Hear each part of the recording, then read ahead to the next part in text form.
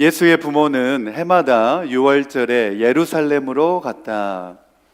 예수가 12살이 되는 해에도 그들은 절기 관습을 따라 6월절을 지키러 예루살렘에 올라갔다. 그런데 그들이 절기를 마치고 돌아올 때에 소년 예수는 예루살렘에 그대로 머물러 있었다. 그의 부모는 이것을 모르고 일행 가운데 있으려니 생각하고 하룻길을 갔다. 그 뒤에 비로소 그들의 친척들과 친지들 가운데서 그를 찾았으나 찾지 못하여 예루살렘으로 되돌아가서 찾아다녔다.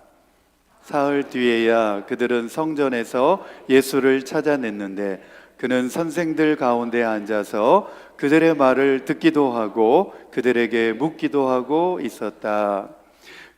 그의 말을 듣고 있던 사람들은 모두 그의 슬기와 대답에 경탄하였다. 그 부모는 예수를 보고 놀라서 어머니가 예수에게 말하였다. 얘야, 이게 무슨 일이냐? 내 아버지와 내가 너를 찾느라고 얼마나 애를 태웠는지 모른다. 예수가 부모에게 말하였다. 어찌하여 나를 찾으셨습니까? 내가 내 아버지의 집에 있어야 할 줄을 알지 못하셨습니까? 그러나 부모는 예수가 자기들에게 한 그 말이 무슨 뜻인지를 깨닫지 못하였다. 예수는 부모와 함께 내려가 나사렛으로 돌아가서 그들에게 순종하면서 지냈다. 예수의 어머니는 이 모든 일을 마음에 간직하였다. 예수는 지혜와 키가 자라고 하나님과 사람에게 더욱 사랑을 받았다. 아멘, 아멘. 한번 따라해 보겠습니다. 12살 소년 예수. 네, 이런 제목으로 오늘 본문의 말씀을 함께 나누려고 합니다. 예수님의 어린 시절에 대한 내용과 기사가 성경에는 그렇게 많이 나오지는 않습니다. 그런데 다행스럽게도 이 누가복음의 말씀을 읽어보면 예수님의 어린 시절에 대한 내용들이 그래도 잘 기록되어져 있습니다. 예수님의 이 어린 시절 이야기는 어린 예수님의 첫 번째 특색 있는 그런 행동과 특색 있는 말에 대해서 소개하면서 우리들에게 신앙적인 교훈을 주고 있습니다. 이런 예수님의 이러한 특별한 행동과 말은 이 예루살렘에서 거행되어져 있던 유월절이라고 하는 이 명절을 기점으로 해서 나타나고 있는데 그의 부모에 이끌려서 예수님도 이 유월절 행사에 명절에 처음으로 12살 때에 참여하게 되었습니다. 그러면서 이제 이 이야기가 시작이 되어지는데 오늘 말씀 듣기 전에 무엇보다 우리가 먼저 말씀을 사모하는 마음으로 또 기대하는 마음으로 오늘 말씀 가운데 하나님께서 우리에게 어떤 은혜를 주실 것인가 기대하는 마음으로 말씀 듣기를 원하는데 같이 이렇게 기도했으면 좋겠습니다. 오늘 시간 성령님 내 마음 가운데 역사해 주셔서 말씀 들을 때에 나에게 임재해 주시고 하나님의 뜻을 깨달아서 말씀 듣고 은혜 받아서 믿음으로 결단할 수 있도록 해달라고 우리 주여 한번 부르시고 소리내서 한 1, 2분 정도 함께 기도하겠습니다. 시작. 주여. 아버지 하나님, 오늘 이 시간 주님 전에 나와서 예배하며 말씀 듣기를 원합니다. 아버지 주의 성령께서 우리의 생각과 마음을 지켜주시고 온전히 선포되어지는 말씀 가운데 우리 귀담아 들어서 오늘도 이 말씀 가운데서 아버지의 뜻이 무엇인지를 우리 깨달아 알 수 있도록 성령님 우리 마음 가운데 주장하여 주옵소서. 우리의 생각과 마음이 온전히 하나님의 말씀에 집중하며 들을 수 있도록 도와주시고 이 말씀 가운데서 우리를 향하신 하나님의 뜻을 깨달아 알게 하여 주시고 나를 향하여 말씀하시는 그 말씀을 듣고 오늘도 믿음으로 아멘하여 하나님 앞에 믿음으로 결단할 수 있는 오늘 이 시간이 되게 하여 주옵소서. 이 모든 말씀을 예수님의 이름으로 기도드립니다. 아멘. 그렇습니다. 예수님의 부모였던 이 요셉과 마리아가 유대인으로서 이제 매년 이 유월절을 지키기 위해서 고향 나사렛에서 예루살렘으로 매년 1차씩 그렇게 올라갔습니다. 나사렛에서 예루살렘까지의 거리는 대략 74마일 정도, 킬로미터로 따지면 127km라고 하니까 가까운 거리는 아닙니다. 상당히 먼 거리를 걸어서 가야 되는데, 걸어서 가게 되면 대략 3일 정도 되는 거리에 이렇게 있습니다. 우리 이제 이스라엘 전쟁도 이제 다 끝나가고 하니까 내년에는 우리가 이스라엘 성지 순례를 우리 교회에서 또 이렇게 준비를 해서 다녀오면 좋겠다, 그런 생각을 가져보게 됩니다.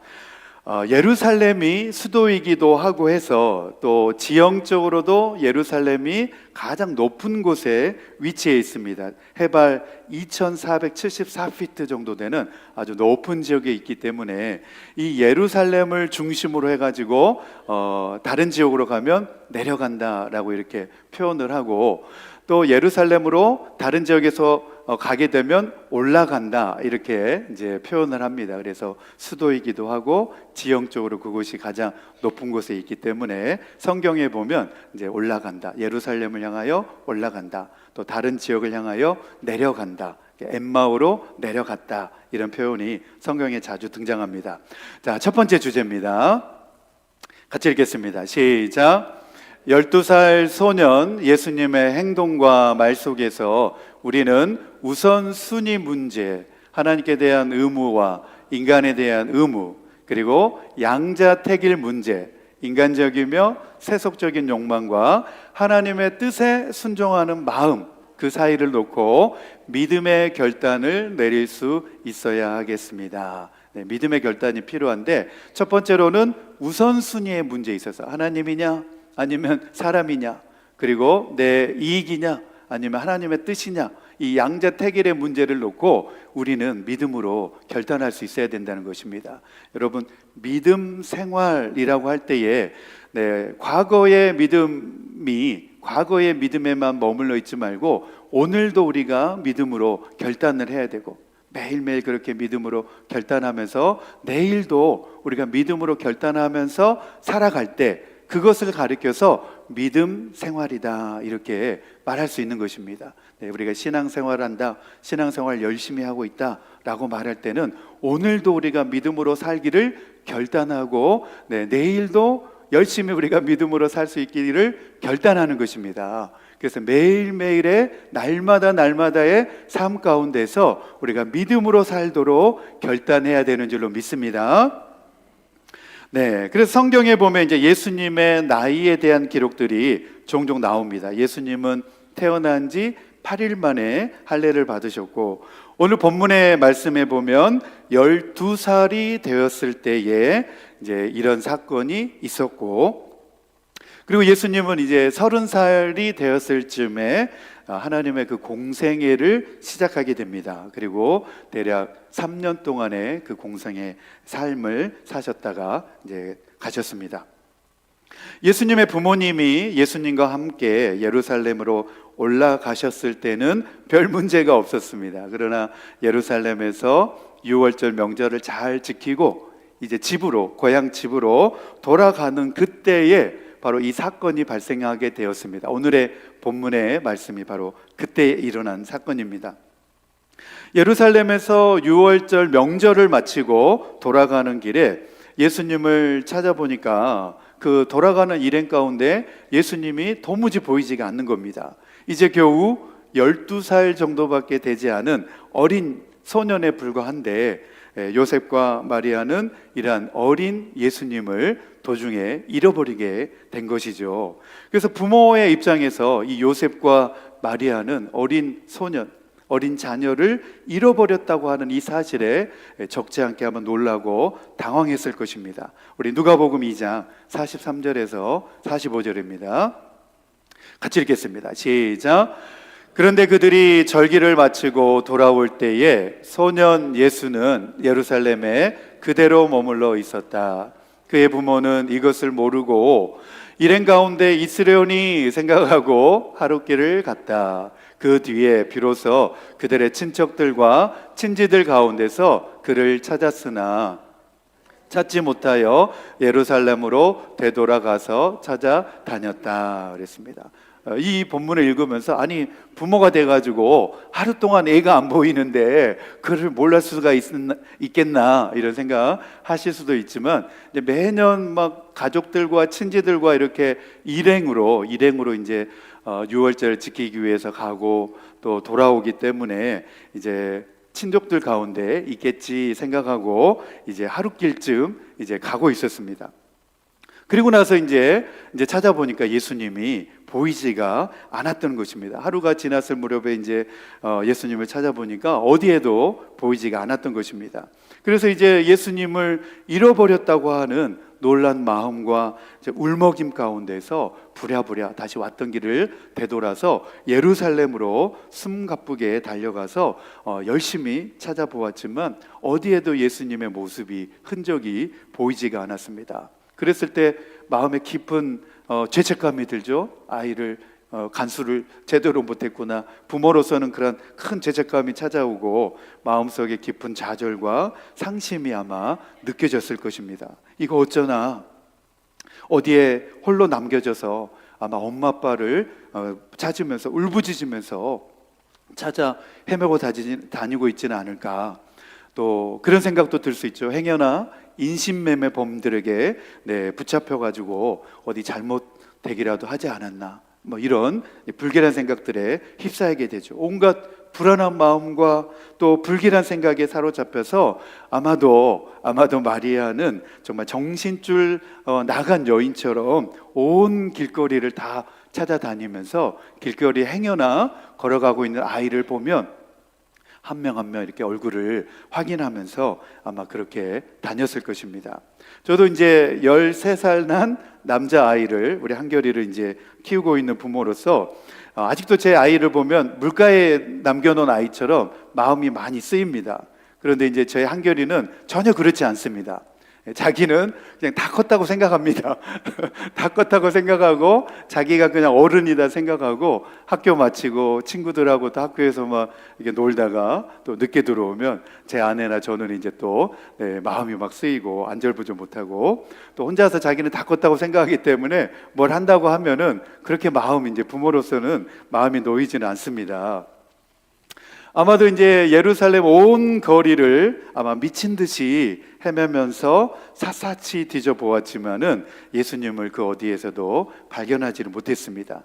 그렇게 멈춰버린 것 같은 그런 시간이 더디게 지난 다음에 드디어 3일째가 되는 날, 3일 동안 정말 너무나 마음고생을 했겠죠. 3일째가 되는 날에 예루살렘 성전에서 예수님을 찾게 되었습니다.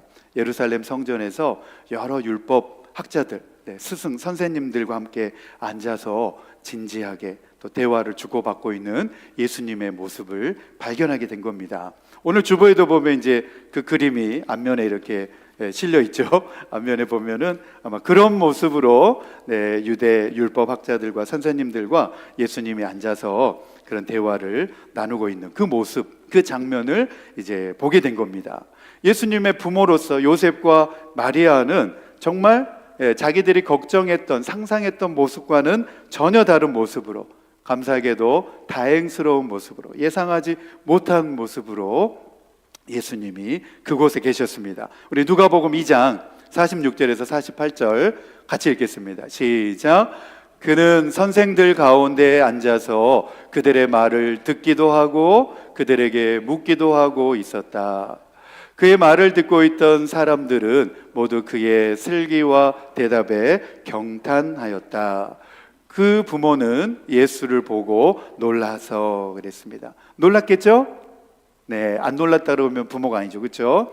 네, 그렇게 안절부절 못하는 마음으로 이 아이를 이제 잃어버렸다가 찾았으면 첫 마디, 아이를 봤을 때 첫 마디가 어떻게 나와야 될까요? 어떻게 나와야 되죠? 네, 아이를 잃어버렸다가 어디 우리들도 그런 경험 있잖아요. 어디 뭐 여행 갔다가 아이를 잃어버려가지고 3일 만에 찾았습니다. 그럼 첫 마디가 어떻게 나와야 되죠? 아유, 잃어버린 줄 알았던 소중한 내 아이야. 이렇게 다시 찾았으니 엄마는 세상의 모든 것을 다 얻은 것 같다. 이렇게 이제 말해야 되잖아요. 그렇죠? 거의 뭐 영화에나 나올 법한 대사입니다. 그렇죠? 딱 듣기에도 그렇죠. 그렇죠? 네, 실제로는 그렇지 않습니다. 이게 부모가 자식을 잃어버렸다가 찾으면 우리는 어떻게 했냐면 엉덩이를 한 대 딱 때리면서 엉덩이를 그냥 냅다 치면서 어디 갔다 이제 나타났냐, 이 엄마 아빠가 꼭 붙어 다니라고 했어 안 했어 이러면서 이제 부모의 입장에서 아이를 야단치기 일쑤고 다그치기 일쑤죠. 그런데 우리가 후자보다는 전자가 좋습니다. 사랑한다 아들아 이렇게 꼭 우리 아이들이 좀 실수하더라도 꼭 껴안아 주시기를 바랍니다. 아멘 소리가 안 나오네. 자녀 다 키웠다 이건 것 같은데.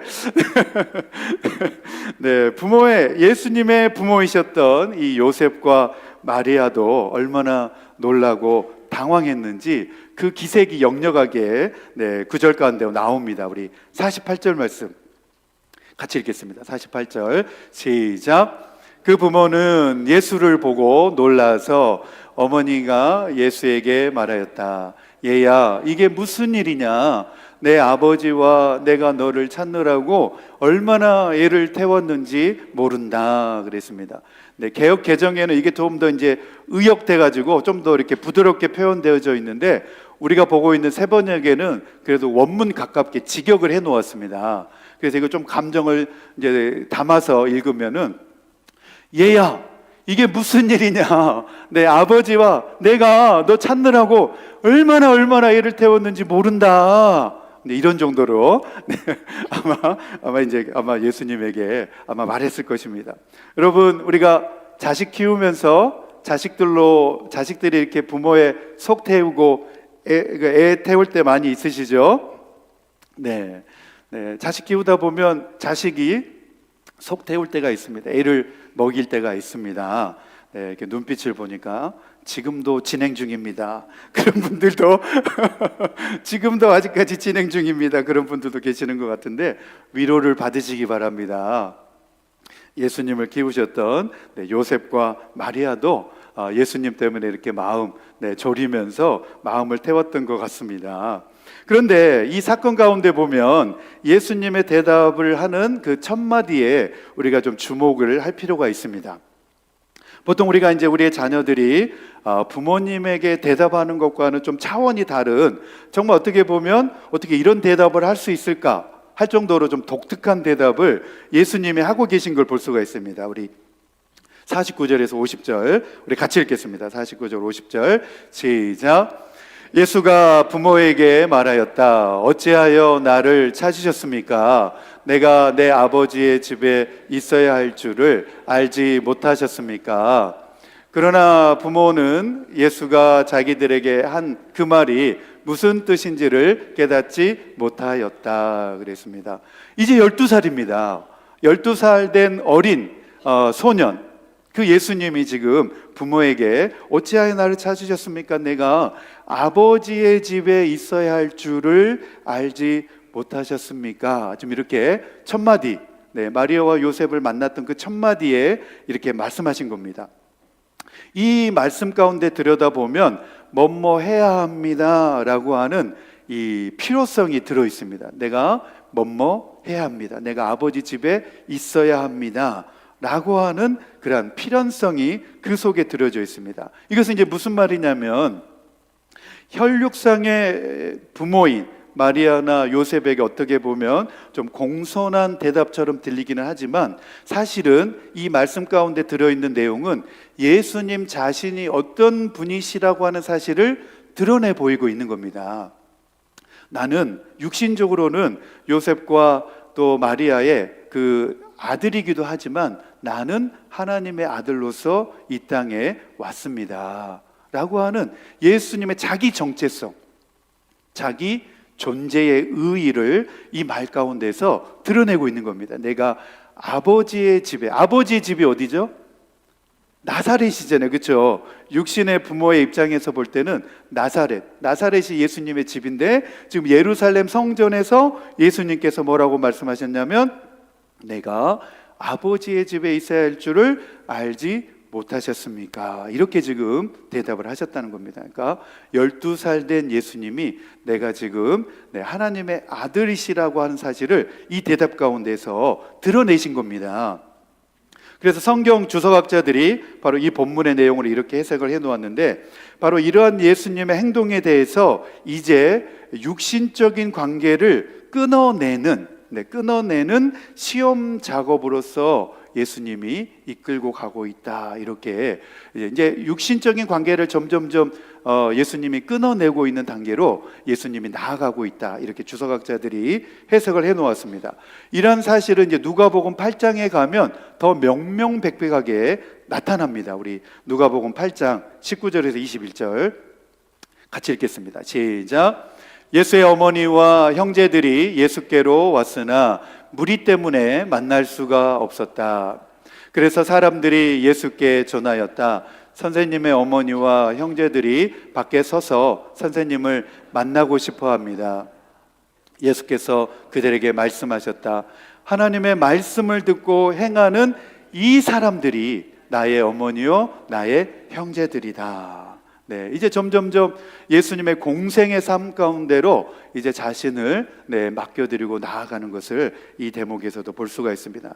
예수님의 모습이, 또 예수님의 대답이 어떤 차원에서는 좀 더 어떻게 내몰차게 몰인정하게 느껴지기도 합니다. 그런데 이제 저도 이렇게 목회자가 되고 보니까 이런 말씀들이 예수님의 심정이 조금이나마 이해가 됩니다. 아무래도 이제 목회 사역을 하다 보면 목회 사역이 우선순위가 되다 보니까 내 어머니, 그리고 내 형제들, 그리고 때로는 내 아내, 내 자녀에게는 좀 더 이제 그 뒷전으로 밀릴 때가 있습니다. 그래서 때로는 그 생각을 할 때마다 미안한 마음이 많이 들 때가 있습니다. 예수님의 태도와 이 말 가운데서 보면 예수님과 심지어 그분의 가장 가까운 사람들 사이에 있는 거리를 감정적으로도 보면은 굉장히 이렇게 고통스럽게 느껴질 정도로 예수님께서 이제 그 거리들을 넓혀가고 있는 것을 볼 수가 있습니다. 그래서 48절 말씀에 보면 그렇게 나오죠. 얼마나 애를 태웠는지 모른다. 얼마나 이제 그 어머니 또 자기 부모에게도 그런 감정적으로 그런 얼마나 애를 태웠는지 모른다 할 정도로 이제 그 거리들을 벌려가고 있는 것을 볼 수가 있습니다. 그래서 오늘 말씀의 이제 내용을 이제 정리를 해보면, 첫 번째로는 이 혈육상의 부모에 대한 순종과 그리고 하늘 아버지에 대한 절대적인 순종 사이에 지금 이 긴장 관계가 바로 오늘 이 사건 가운데서 드러나고 있습니다. 예수님은 혈육적으로 마리아와 요셉이 육신의 부모이긴 하지만 이제 하늘 아버지의 아들로서, 하나님의 아들로서 자신의 이 세상 속에서 부여받은 사명의 길로 나아가고자 하는 그런 예수님의 모습을 이 대목에서 우리가 바라볼 수 있다는 겁니다. 그래서 예수님께서도 인간적인 몸을 입고 한 가정의 아들로 탄생하셨지만, 그러나 하나님의 아들로서의 그 임무와 사명으로 이제 나아가는 모습을 이 사건 가운데서 우리가 생각을 해볼 수 있습니다. 그래서 예수님께서는 이 사사로운 일에 얽매일 여념이 없이 하나님의 그 구원 사명을 감당하기 위해서 그 길로 나아가고자 하시는 그 모습을 우리가 이 말씀 가운데서 찾아볼 수 있습니다.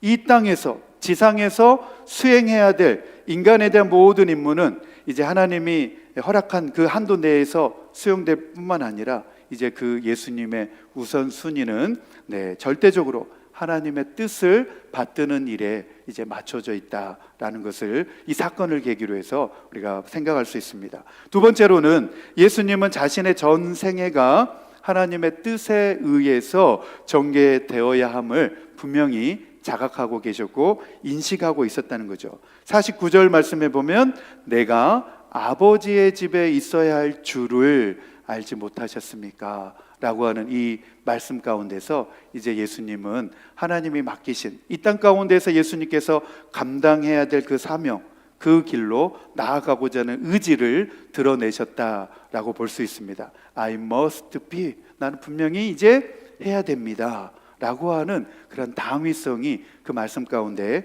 드러나고 있습니다.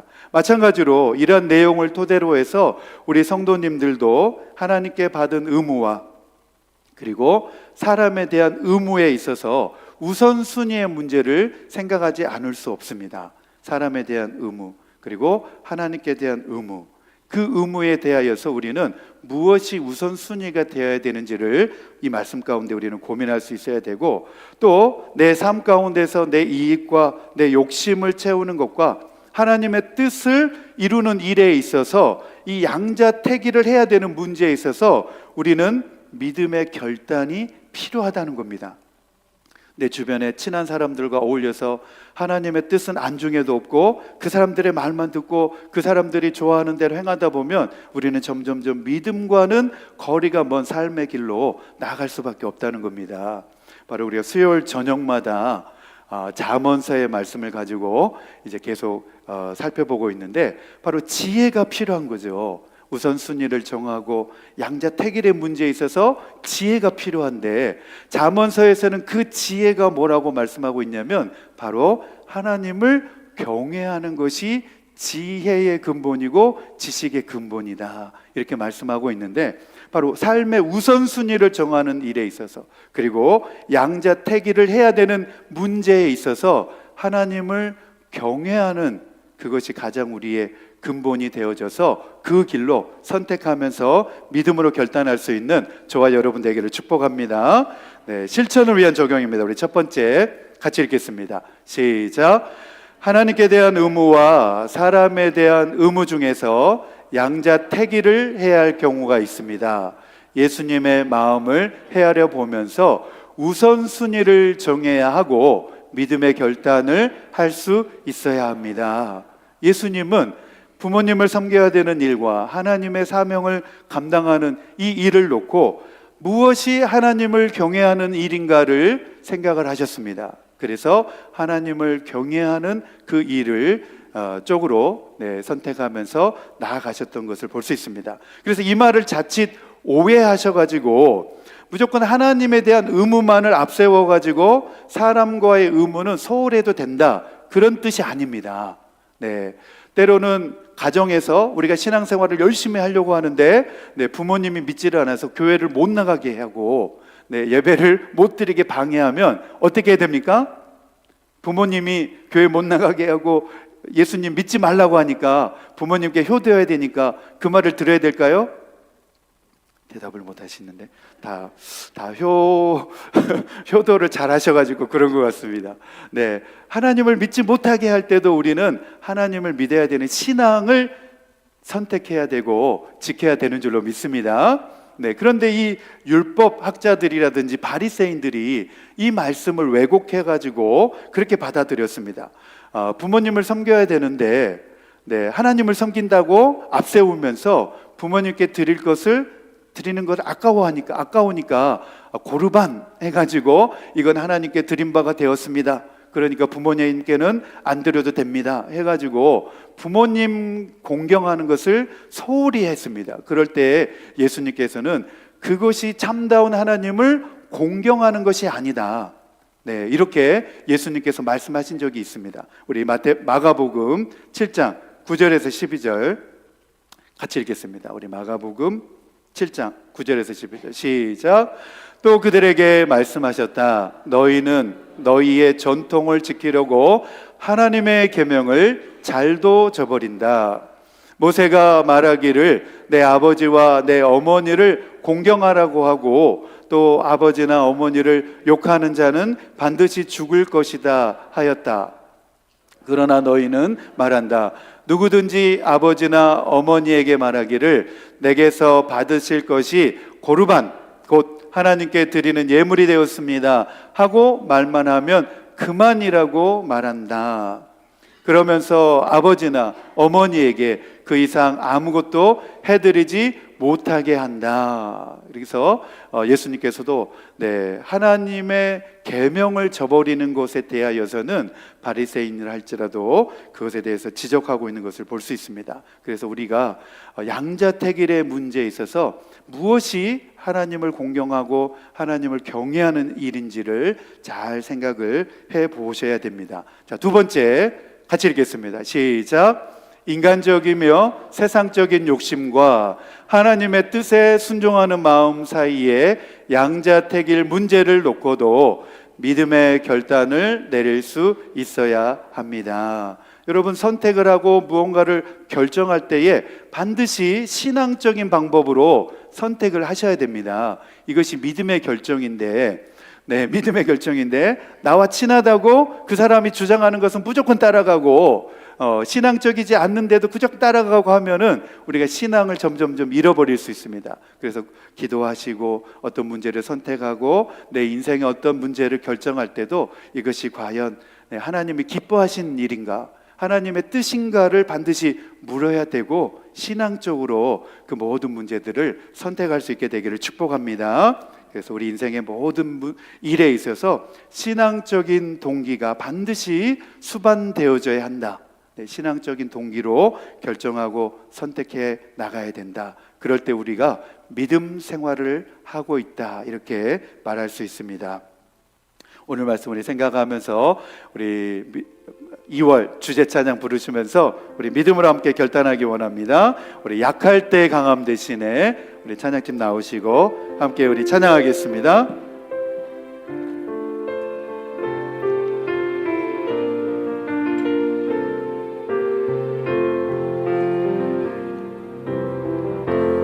약할 때 강함 대신에 나의 보배가 되신 주 나의 모든 것, 주 안에 있는 보물을 나는 포기할 수 없네. 주 나의 우리 한 번 더 고백합니다. 약할 때 강함 대신에, 약할 때 강함 대신에 나의 보배가 되신 주 나의 모든 주 안에 있는 보물을, 주 안에 있는 보물을 나는 포기할 수 없네. 주 나의 모든 것. 우리 믿음으로 선포합니다. 예수 어린 양, 예수 어린 양, 존귀한 이름. 예수 어린 양, 예수 어린 양, 존귀한 이름. 십자가 죄사하셨네. 십자가 죄사하셨네. 주님의 이름 찬양해. 주 나의 모든 것. 쓰러진 나를 세우고 나의 빈 잔을 채우네. 주 나의 모든. 우리 두 손 들고 선포합니다. 예수 어린 양, 예수 어린 양, 존귀한 이름. 예수 어린 양, 존귀한 이름. 다시 우리 목소리 높여 믿음으로 고백합니다. 예수 어린 양, 예수 어린 양, 존귀한 이름. 예수 어린 양, 존귀한 이름. 우리 목소리로 고백합니다. 예수 어린 양, 예수